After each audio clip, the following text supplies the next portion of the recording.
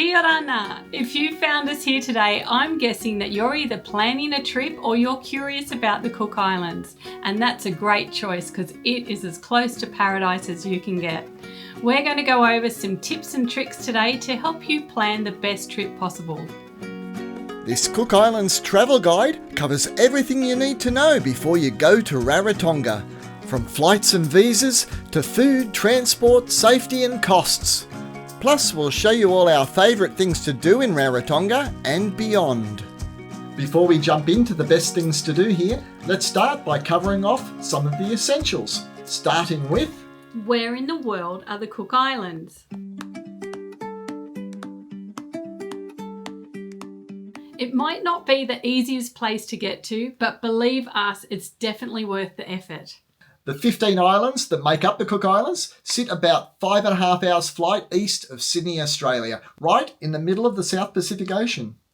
Rarotonga is the largest of the islands, and it's home to about 75% of the Cook Islands population, and it's also got its international airport. Most of the international flights arrive from New Zealand, which is the main connection, but you'll also find 5 flights a week from Sydney and also from Tahiti. And there's also a weekly flight from Hawaii if you're coming from the USA. Rarotonga runs on Cook Islands time, Which is the same as Hawaiian time. So you're almost a full day behind Australia. which means you gain an extra day in paradise, which is fine by me.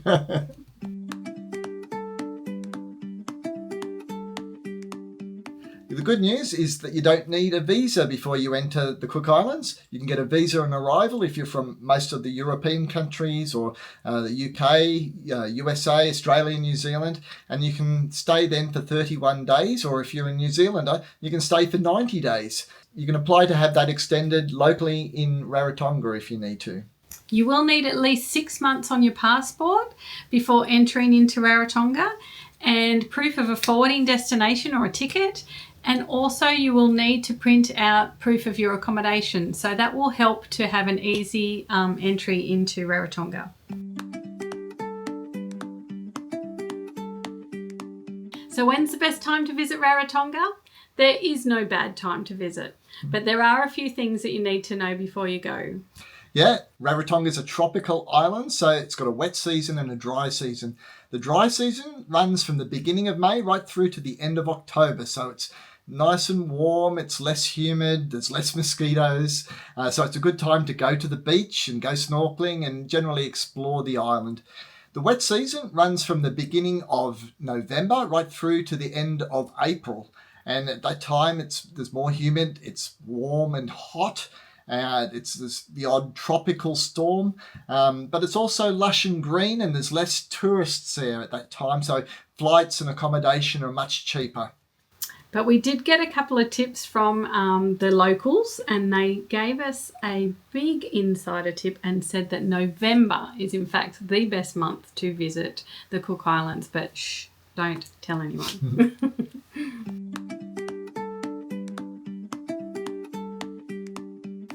So what should you pack for the Cook Islands? Well, firstly, I would say your swimmers. You don't want to forget your swimwear, and some waterproof slides because they're good to walk down on the beach and walk around the town in even. But waterproof I always find is really helpful because if you have ones that don't like water, they don't fare real well. But generally it's a tropical climate, so you only need to wear lightweight clothes. You don't need a lot. It's one of those holidays you don't need to pack a lot for because you'll probably be in your swimwear and you throw over a shirt or something and you'll live in that most of the time. Another thing that I would definitely pack is a lightweight jumper, some lightweight pants because it can get windy and a bit chilly. So you do need to have some long wear just in case the wind picks up. I'd also bring a lightweight raincoat because you might get a tropical rainstorm and that will come in very handy for that. Definitely have sun cream and a hat. Sunglasses, obviously. You need your sun protection, yeah. All the things that you would take to a tropical island, I would recommend doing the same for the Cook Islands. Yep. And if you're going snorkeling off the beach by yourself, not on a tour, then you need to bring your snorkel and your fins and your mask. But if you're going on a tour, they generally provide them for you. Yeah. Mosquitoes weren't a big thing for us in August, but apparently in the wet season the mosquitoes can get pretty bad. So I would also recommend, if you're going at that time, to bring some insect repellent with you. And don't forget to bring a respectable form of clothing if you plan to go to a church service over there, because they do take their church services very seriously, and it's nice to cover the shoulders and dress respectfully.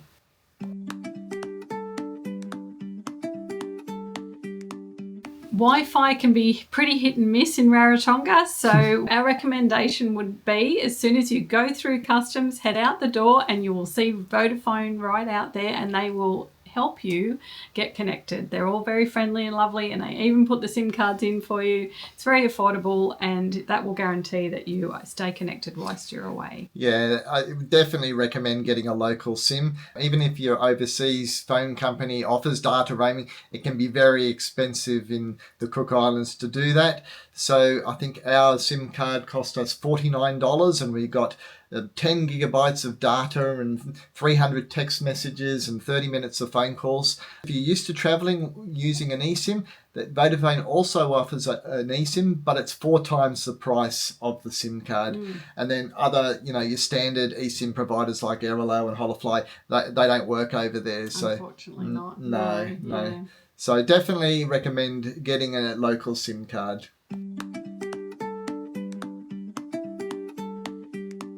Rarotonga is a small island, so wherever you stay, the ocean is not too far away. But each side of the island has a very different vibe, so let's break it down for you. So let's start with the north coast. That's the home of the international airport. It's also home of the only town on the island called Avarua. If you want to be close to the shops and to the banks and restaurants and the nightlife, that's the place to stay. But the beaches are pretty rocky and narrow, so it's not really a swimming place. And it's not somewhere that you'd actually go shopping. Rarotonga, like we said, is a small island. You might get some island dresses, some swimmers, some thongs. By that I mean sandals. We call them in Australia thongs for any of our international guests watching. But you wouldn't go to the Cook Islands to go shopping per se. You will buy your token trinkets and craftware and things like that, but definitely not clothes shopping as such. Next we'll move on to the south coast, and this has got a lovely relaxed beachside vibe. It's got a lovely wide lagoon, turquoise waters, sandy, soft beaches, perfect for swimming and snorkelling and water sports. It's also got Muri Beach, which is the most popular place on the island to stay at. It's got a protected lagoon there where there's little islands that shelter it from the ocean swell. There's lots of cafes, resorts and restaurants here. It's perfect for families and couples. And if you've ever seen a postcard of Rarotonga, it's most likely been photographed around here. The east coast of Rarotonga is much quieter than the rest of the island. So if you're after somewhere that you want to have a secluded getaway or a retreat, then this is probably the place for you. The beach is very reef heavy and narrow, so it's not the best place to go swimming on the island, but it's something to consider. The whole island is beautiful. It's just what works for you. The west coast of the island is famous for its beautiful sunsets, and it's also got a much more local feel here. It's got much nicer beaches than the northern and eastern parts of the island, so it's still good for swimming, but it's a great spot for couples or photographers. But if your priority is, in fact, beaches and swimming, then stick to the south or the west coast of the island. The north is more for convenience, and the east is for the peaceful and nature and serenity.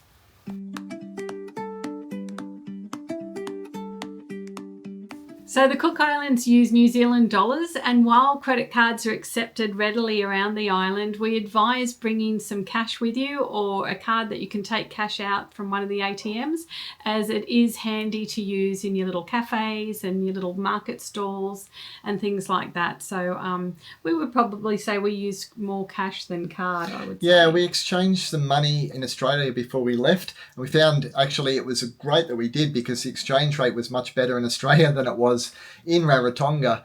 There's ATMs dotted around the island, but not too many. There's one in the arrivals area at the international airport, and it's got a map beside it, and it shows the locations of all the ATMs around the island, which is handy. So maybe take a photo of that when you arrive, if you're planning on taking money out regularly through ATMs. Although they use New Zealand banknotes in Rarotonga, they do mint their own coins, little uniquely shaped, colourful coins. Got a little triangle one and a 12-sided coin. So they make nice little souvenirs. They do. Maybe they made them this way so they don't roll away. Maybe. As for pricing, eating out isn't that bad. It's very similar pricing to at home in Australia. It's around $20 to $25 New Zealand for a meal, and they're pretty good sized portions as well. But if you're buying food in the supermarket, I was surprised at how expensive it is there.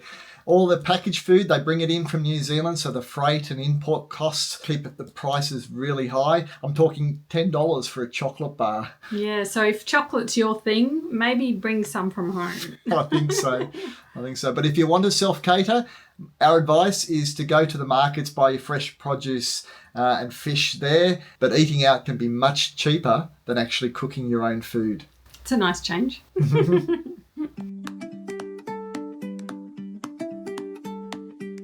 Getting around Rarotonga is actually pretty easy. There's just one big road that's a ring road that goes all the way around the island, which is 32 kilometres long. So it's pretty impossible to get lost. Yep, no traffic lights, no getting lost. Just keep the lagoon on one side and the mountains on the other, and you'll be fine. And it's only 50 kilometres an hour, the maximum speed, so it's nice and relaxed. So if you're feeling a little adventurous, you can walk, hire a bicycle, or even hire an e-bike. But if you do plan to go a bit further, we would recommend getting some motorised form of transport. You can catch a taxi or a private transfer. They're available and they're pretty useful, especially if you're travelling to or from the airport with luggage. We did this a few times. It cost us about $25 each time. And it didn't matter how far we were going. It was $25 even if it was just around the corner. Now, I did see some people sharing a cab, so they could split that cost if you managed to have someone with you or you actually met someone that was going to the same destination as you. That can sometimes work in your favour too. Rarotonga does have a public bus that does the full loop of the island for $5 no matter how far you go. It takes about an hour to do that loop. And there's no bus numbers, you just choose clockwise or anti-clockwise. And pretty much you can stop wherever you need to as long as it's safe to do so. So if you just alert the bus driver, he will pull over in a safe spot for you to disembark. One tip that we have is on Sundays, there's no anti-clockwise bus and the clockwise only operates for limited times. So on a Sunday, you just have to plan ahead.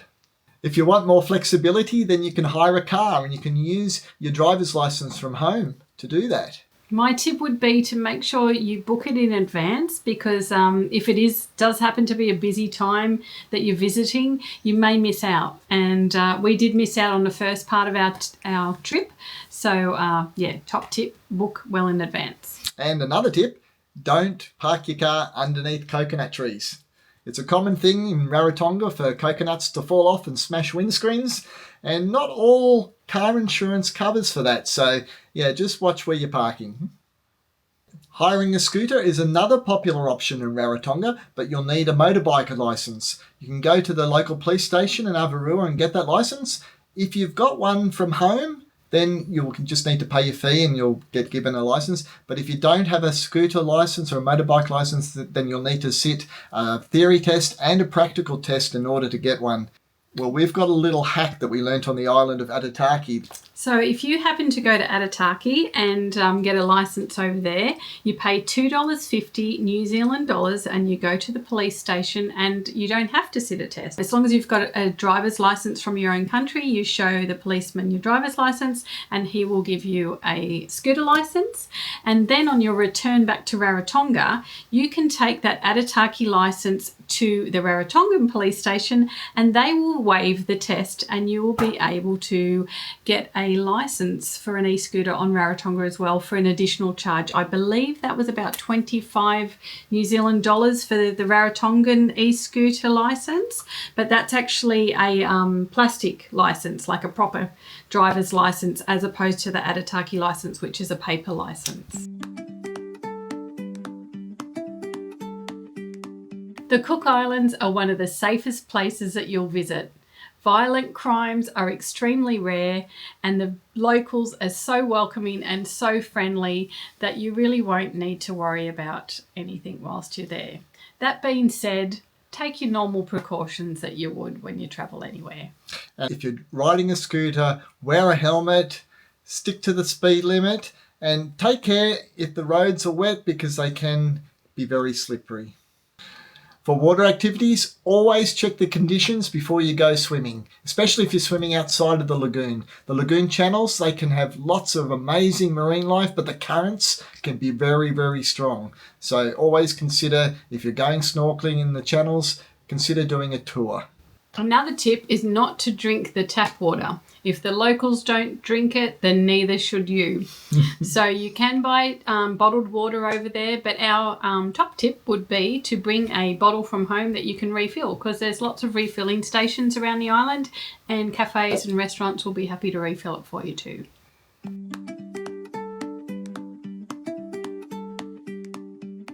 Now, let's talk about food. There are lots of restaurants, small eateries, markets, night markets where you can get fresh seafood, international dishes, lots of gluten-free options and vegetarian options. You won't starve on the Cook Islands. Lots of beautiful, delicious meals to eat. And while the big resorts offer 5-star menus and amazing dishes, we highly recommend that you check out the little roadside huts and the beachside cafes. Seafood is king here, but there's a lot of variety, and we never regretted any meal. You're bound to find a hidden gem somewhere, usually with a fantastic view. And if you love fresh produce, then the Cook Islands have some amazing markets. They offer smoothie bowls, fresh juices, fresh seafood, many little dishes that are bubbling away and cooking there. And there's a great seafood dish that you must try. Ikamata. It's the classic traditional meal of the Cook Islands. It's a raw, fresh fish, marinated in lime juice to cook it, and then served in a coconut cream. Oh, it's amazing. And if you're after a refreshing local drink, you absolutely can't go past the Rarotongan Brewery. Here they serve up the local Cook Islands lager. Yes. They serve it everywhere, all over the island, all over Cook Islands actually. But this is where they make it, and it probably tastes best from where it's actually brewed.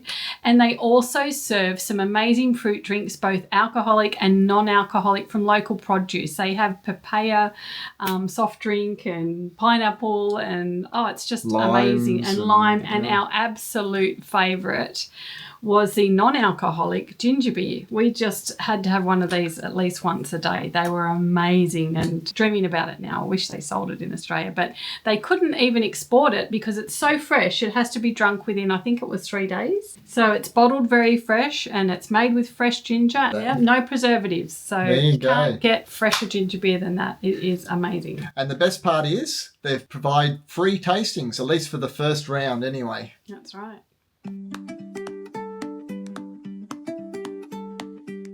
And now what you've been waiting for, our top 5 things to do in Rarotonga. Starting with the markets. I may have bought something. Lydia's bought a special Cook Islands drum. Yeah. All right. She's been waiting to give it a bit of a... There is a way to play it. I don't know how to play it. Anyway, might have to work on that. But we got that from the Pananganui markets, which is on every Saturday morning in the main town of Avarua, and it's got, handicrafts, but also lots of clothes and lots of lovely food, fresh fruit and vegetables. That's where you go if you want to stock up on your fresh veggies. And there's entertainment and music. It really is the place to be on a Saturday morning in Rarotonga. In the evenings, 4 nights a week, they have the Muri night markets down at Muri Beach, which is a great place to go for food and for dinner, especially seafood. It's famous for its seafood. And we enjoyed our fish curry and garlic prawns. Oh, garlic prawns. That's and right. I think there was about 1 kilo of garlic prawns on my plate. So they're very big portions, and you could easily share them between 2 of you. But they were delicious. They were fresh and so well cooked. I think there might have been 1 kilo of garlic on there as well. Possibly, but I didn't get sick. No. But there's lots of other choices as well. There's lots of grilled meats, huge hamburgers, And they had desserts, had a lovely churro. It's really lively atmosphere there, even if it was a bit wet when we were there. And windy. You can see by Chris's hair, it was a little bit wild. It was. It gave me a bit of a blow wave. Yeah.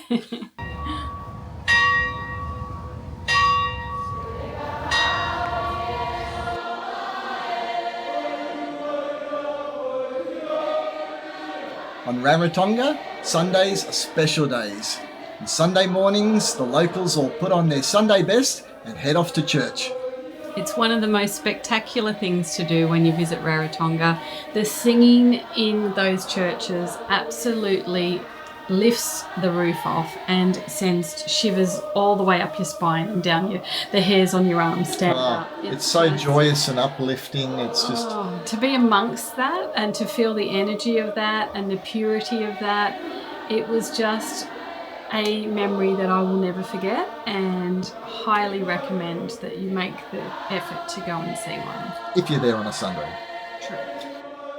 Rarotonga is one of the best places in the world to snorkel with sea turtles. The water is clear, there's abundant food for the turtles, and there's also safety in amongst the reefs for them as well. They grow to an enormous size. There was one turtle there that was over 100 years old, and she was huge. And you find a lot of them just sleeping in the little crevices, and I've never seen anything like it. It's one of the best it probably is the best turtle encounter we've ever had.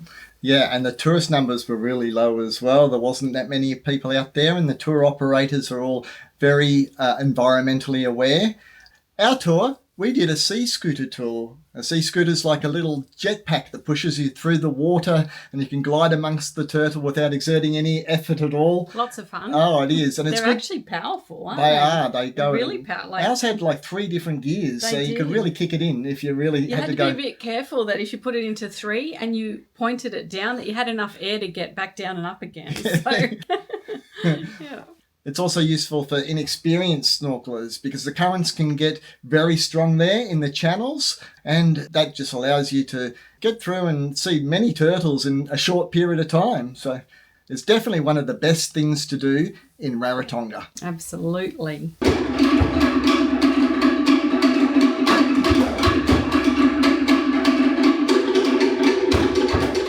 Another must-do experience during your visit to Rarotonga is an island night.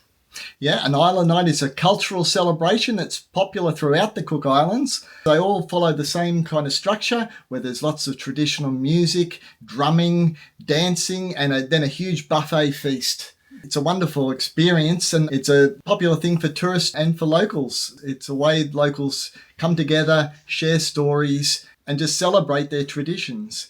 In Rarotonga particularly, there's 2 popular island nights for tourists to go to. One called Highland Paradise, which is up in the mountains in a traditional ancient village, and also Tavara Nui, which is down at Muri Beach and is more of a Hollywood spectacular type performance. So it's hard to choose which one was better. So we wouldn't like to say, because they both offered something different, and we're kind of glad that we did both. Yeah. So that's available for you too. You could do both of them, or you could just choose one by seeing what we've shown you. Yeah, and also a lot of the hotels, the big resorts, have their own more intimate island nights as well. So that's another option. That's right. So if you think Rarotonga's paradise, wait until you see this. And our absolute favourite thing to do is to take a 45-minute flight to our favourite island, Aitutaki. Absolute favourite.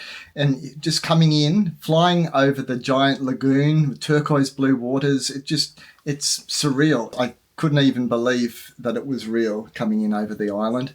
The most popular thing to do on the island is to go on a lagoon cruise, and you go out in that turquoise lagoon, you go snorkeling, and just the colours alone are just amazing. It's incredible. I actually like to paint, and some of the colours that you can get, you don't think they come from real life, but after going to Aitutaki, I'm like, wow, actually these colours do exist. It's incredible. That in real life. The aquas and the teals and the turquoises are like nothing you've ever seen before. So it was spectacular, and we highly, highly recommend taking that extra time. You can either do a day trip, or you can do like we did and stay a few nights on the island. If you can stretch your budget and time allows, we would recommend having a couple of days on the island just so you get more of that experience of what it's like. It's a bit of stepping back in time. Oh, it's like to a bygone era, and you can cruise around on a scooter and explore the island, or you can just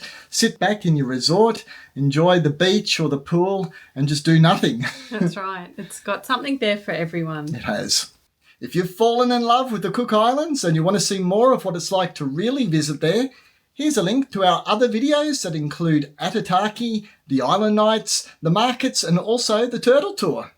And if you've been to the Cook Islands before and have any tips or special places that you'd like to share, we would love to hear about it in the comments section below. But it's a bye for now, and we hope to see you roving with us again soon. Bye for now.